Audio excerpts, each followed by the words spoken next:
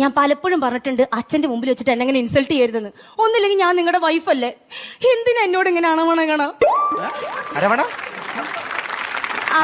അരവണ മലക്ക് പോയാലേ കിട്ടുള്ളൂ. അല്ല അതല്ല, ഈ അണവണകണ അല്ല അവഗണന.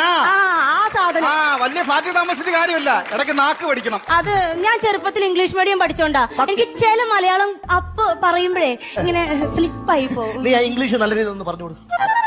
അയ്യോ എന്റെ മീനവിയൽ എന്തായോ എന്തോ. അയ്യോ മോനെ വാടാ.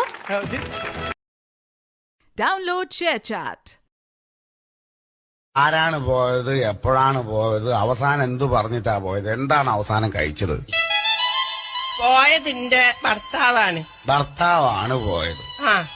മൂപ്പര് ഞങ്ങളെ കല്യാണം കഴിഞ്ഞ് ഒരു 6 മാസം ഞങ്ങൾ ഒരുമിച്ച് ജീവിച്ച്.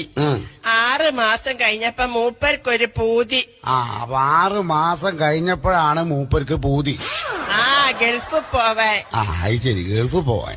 അങ്ങനെ മൂപ്പരെ പൂതിയല്ലേന്നും വിചാരിച്ചിട്ട് ഞാൻ എന്റെ പണ്ടങ്ങളെ മുഴുവൻ വിറ്റിട്ട് ഇയാളെ ഗൾഫിലേക്ക് പറഞ്ഞയച്ച്. ഇപ്പൊ 12 കൊല്ലായിട്ടൊരു വിവരവും ഇല്ല. ചിരിക്കരുത്. അല്ല കരഞ്ഞതല്ലേ? എന്തൊരാളാണ്ട ഈ മുത്തു പോലത്തെ പെൺകുട്ടീനെ 6 മാസം കൂടെ ഈ കഴിഞ്ഞിട്ട് ഓള സ്വർണ്ണമൊക്കെ വാങ്ങി ഇയാണ്ട് ദുബായി പോയി. ദുബായിലല്ല പോയത്?